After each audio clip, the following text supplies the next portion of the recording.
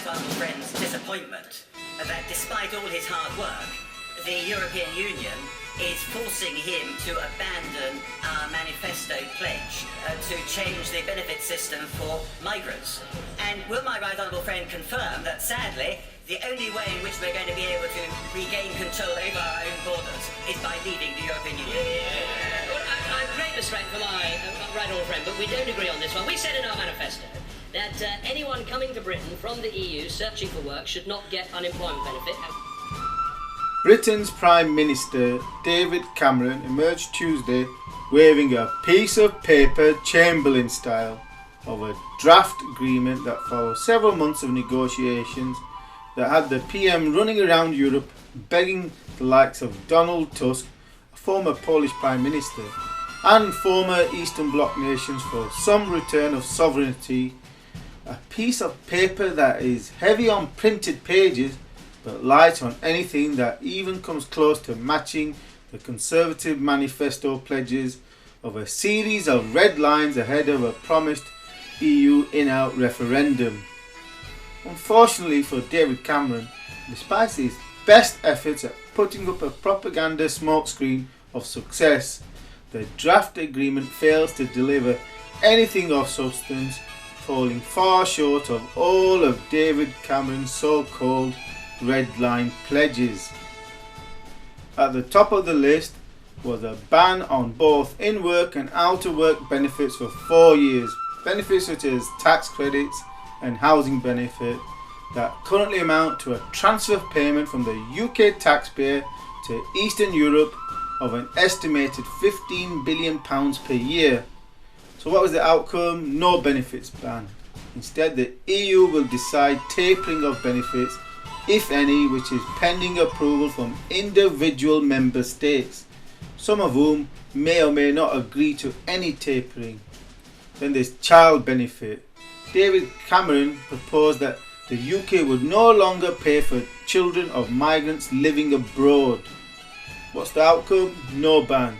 Child benefit will continue with some tweaking on the rate of payments in line with what's paid locally, subject to heavy recipient nations such as Poland and Hungary agreeing to these reductions in UK taxpayer child benefit subsidy. David Cameron had been promising that the UK would be able to control its borders, choosing who to let in. So what's the outcome? No control over UK borders. Instead, there will be a temporary emergency brake on benefits where a member state is experiencing a migrant crisis. However, whether this brake can be triggered will be at the sole discretion of the European Union and not the member state. Net effect, zero impact on the continuing out of control immigration. So, whilst the Eastern European states balk at even letting a couple of thousand Syrian refugees into their economically and socially backward states, in the meantime have been busy sending 500,000 economic migrants per year to profit from Britain's in-work benefits and welfare state.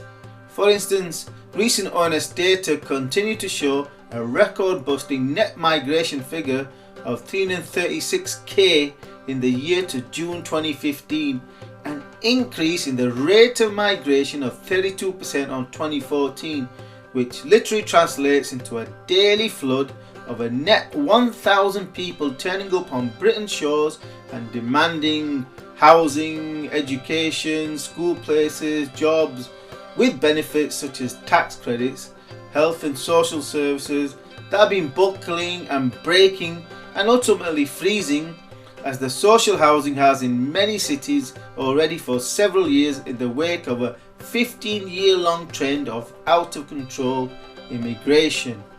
The key points that stand out from the ONS data release is the doubling in Romanian and Bulgarian immigrants over the preceding year, something that is being felt hard in cities right across the UK, such as in Sheffield, that is facing a huge crisis in housing, school places and social cohesion that is consuming local council budgets like a black hole to deal with the consequences of.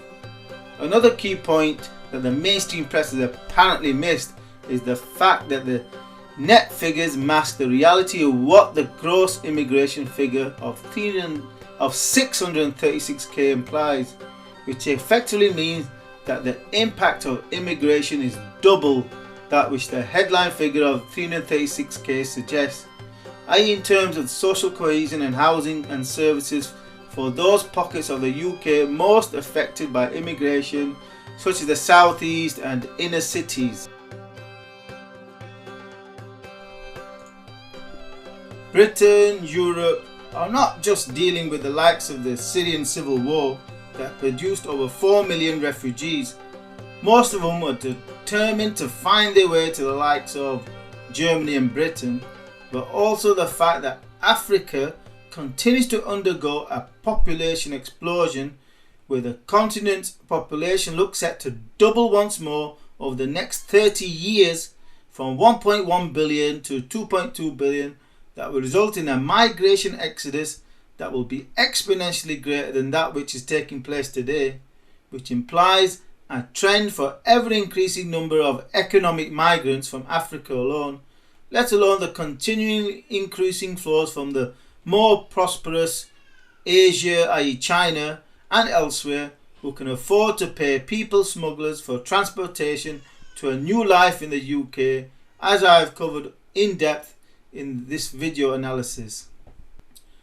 Therefore, whilst today the mainstream broadcast press crisis coverage of immigration is focused on the camps of tens of thousands of migrants on Europe's southern borders, and even some 5,000 near the port of Calais, however, Britain should prepare itself for what the trend implies looks inevitable, that within the next few years, already buckling and highly stressed state services will break under the weight of numbers, in response to which the government will be forced to introduce unprecedented measures such as cordoning off pockets of southern England into self-contained migrant camps of first in the tens of thousands and ultimately numbering in the hundreds of thousands, in an attempt to contain the consequences of the immigration catastrophe that is implied as the consequence of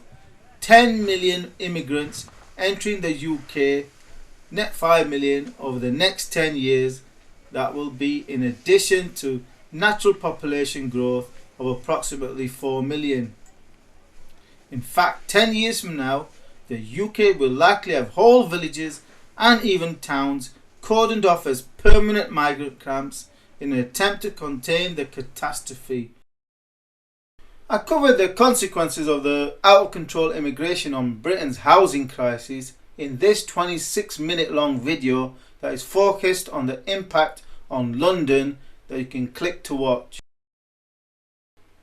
And lastly, the deal was supposed to involve treaty change so as to make the deal legally binding on all member states in perpetuity.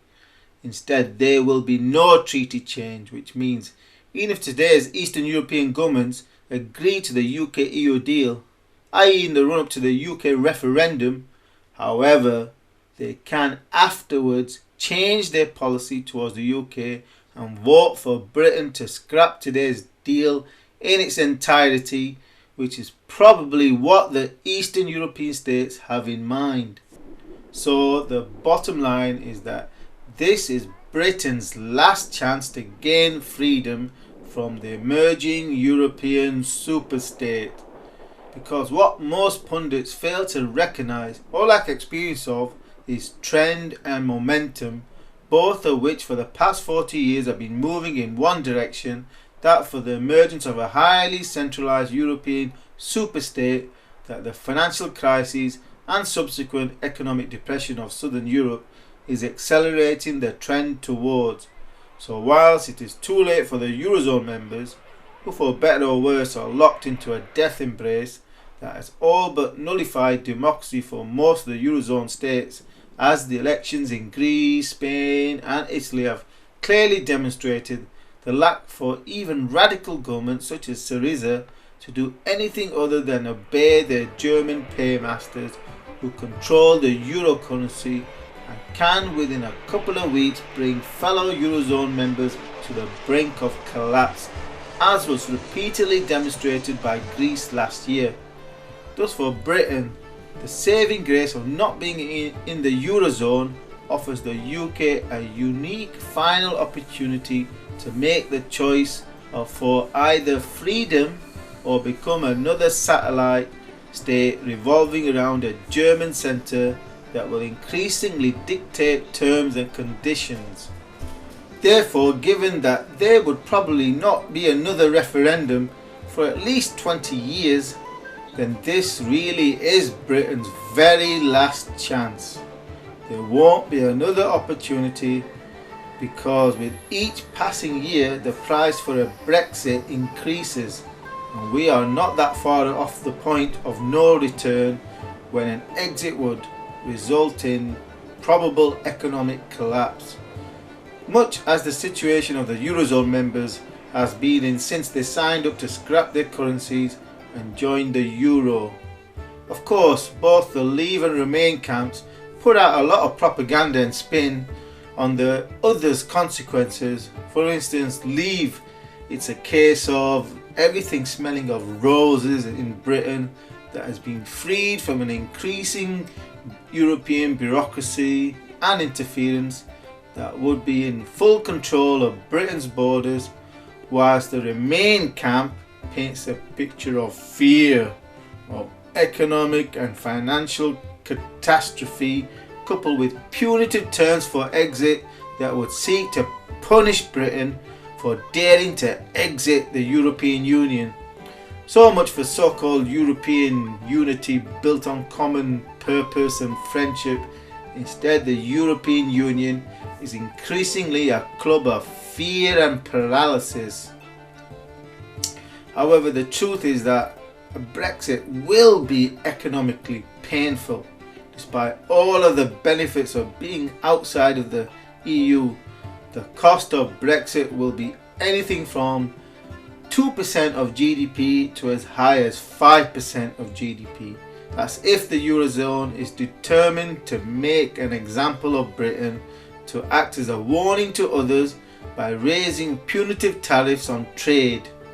However, remember that attaining freedom always carries a price, in which respect even the worst case scenario for a 5% loss of GDP in the grand scheme of things does not compare against the infinitely greater price the people of Britain paid for their freedom in both past world wars. And so it is now this generation's turn to pay a price for the freedom of future generations. What the people of Britain need to fully understand is that this really is their very last chance for freedom. Though given the backtracking of Schengen currently underway and Greece, well, still bankrupt, then the European project could yet unravel all on its own, even before a Brexit referendum is held. In fact, a Brexit would likely be the nail in the European coffin that would literally start to disintegrate, and it could all unravel quite quickly, as I've been warning of for some time now. Do ensure you're subscribed to this YouTube channel for the following forthcoming in-depth analysis and detailed trend forecasts.